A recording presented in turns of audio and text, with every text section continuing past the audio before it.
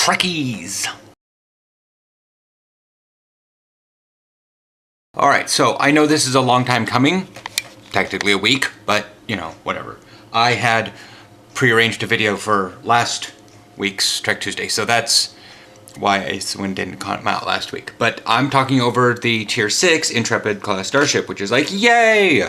A science vessel that's not the Dauntless! Thing flopped more than a fish out of water. It says it's the Pathfinder long-range science vessel. Pathfinder project, science voyage.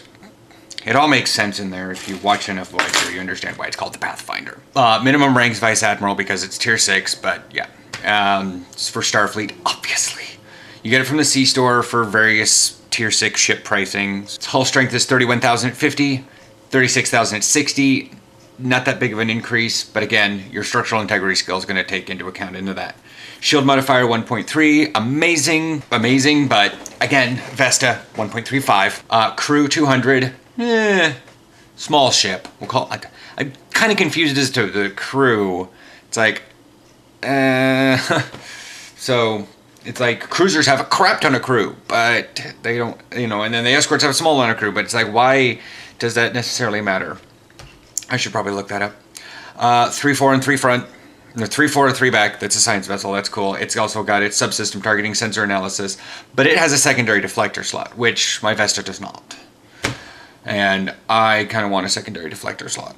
Technically, I would have taken a secondary deflector slot instead of an extra console when I upgraded it, but you know, can't win them all. Base turn rate 12 sounds like science vessel.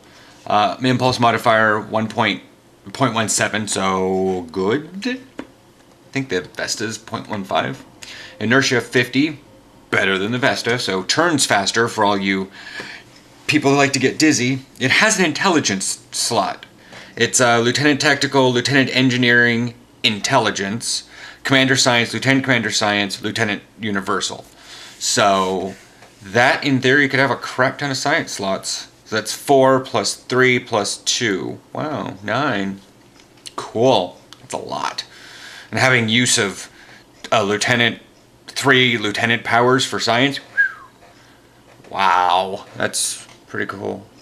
Console modifications, 2 tactical, 3 engineering, 5 science, so kind of a tanky vessel. Plus 15 to auxiliary subsystems, something the Dauntless does not. How do you call yourself a science vessel and not have bonus aux? Well, it's in the mastery.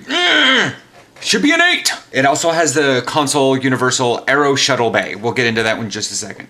Its mastery packages is bonus exotic damage, shield hit points, bonus healing, and then shield regen and hardness. So exactly what my Vesta has. But its actual mastery is ablative field projector. I'm kind of confused, and we'll get into that one in just a second. So the Aero Shuttle Bay is... Aero Shuttle provides support with offensive science abilities and equipped with special phaser beam array that have a greater chance to knock subsystems offline. So they're science vessel pets. I could definitely see, like, if you had Delta, like the Delta Flyers have a lot of science. If you have the shuttle base for them, this is a console, so it doesn't actually have a rail shuttle bay. But like the Delta Flyers, the elite Delta Flyers have like tachyon beam, and will like drain shields and stuff. Like the super runabouts also have tractor beam, so they'll hold things in place for you. So it's really good. The ablative field projector. While the trait is slotted, your shield healing bridge officer abilities provide a small amount of temporary hit points on the target. The buff stacks 3 times. Oh, okay. So that is if you use target or TSS, not target shield subsystems.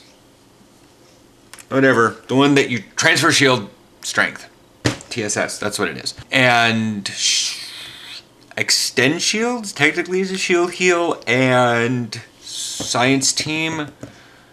What else? What are the shield heals? Oh well, nobody else will have that, but my Vesta, that the fermion field is a shield heal. There are other shield heals, I bet. I hope. Is that the only 2? Polarized hull is a emergency power to shields? No. Technically, yes, but you can't really do that to the temporary hit points to the target. Anyways, But that's still really cool. It helps as a Healy ship, but helps as a support ship. I'm not really liking heal ships in general because that kind of... Once you say you're a heal ship, you tend to... People want to monopolize your healing. So if you can just like, you know, so like I can keep Aaron alive a long time, but I don't go into instances or STFs and say, I'm a healer ship. No. I'll help out whoever I want to help out. I'm selfish. So this comes with a set, the Long Range Science Vessel set, equipping multiple consoles from the Long Range Science Vessel Refit, Long Range Science Vessel Retrofit, and the Long Range Science Vessel Tier 6 will bestow set bonuses to your starship. Which this is the Retrofit is the one that came with the actual Batmobile ablative armor. The Refit is the weird one that looked funny. Why can't I not remember that one? Oh, it's down here. It was like, I remember how there was like there was this alternate option so you can get like special costuming looking things. What is it called? Anyways, so the set 2, which it looks like if you equip the Aero Shuttle and like the Batmobile thing, then you get the 2-piece. The Refit has its own console. I forget what it is though. I should probably scroll down and look. But it will give advanced field stabilizers, which is, again, max shield hit points and shield healing, again. So on top of your mastery. So you're really good at keeping someone's shields up. If you have all 3, the Aero Shuttle weapon upgrade, equipping all 3 pieces of the Long Range Science Vessel allows your Aero Shuttle to use photonic shockwave torpedoes. That's just disgusting in and of itself. They're torpedo. I haven't seen them because I haven't been playing much, but it's and then poof, and like things kind of move in weird directions. I can just imagine that if like they fire those off while they're in the middle of my gravity well. So the availability of this whole thing, it says it comes in 3 packages. You can get the single starship, the Tier 6 if you want. That's cool. The ship is really cool looking as is. Then you can get the Intrepid pack, which includes the Refit, the Retrofit, the Tier 6, the standard Intrepid interior, and then the Season 7 Voyager interior, which would come with astrometrics and the shuttle bay, not shuttle bay, the cargo bay with all the Borg alcoves, and the Neelix's kitchen. Something else in there? Something like that. Then you can get like the limited time only, and I'm not sure if this is actually still running, because again, this is like a week after the fact. When you can get the Voyager bridge interior. Yeah. So it's a halfy version. You can get the Long Range Science Vessel Tier 6, the standard Intrepid interior, and the Season 7 Voyager interior. So you don't have to deal with the other ones. Like I would probably get that one, because way back when you hit level 50, you automatically got your retrofit. So I've had the Batmobile Voyager since like level 50 came out. And then they moved it to the C-Store. So yeah, I would only need to get the refit.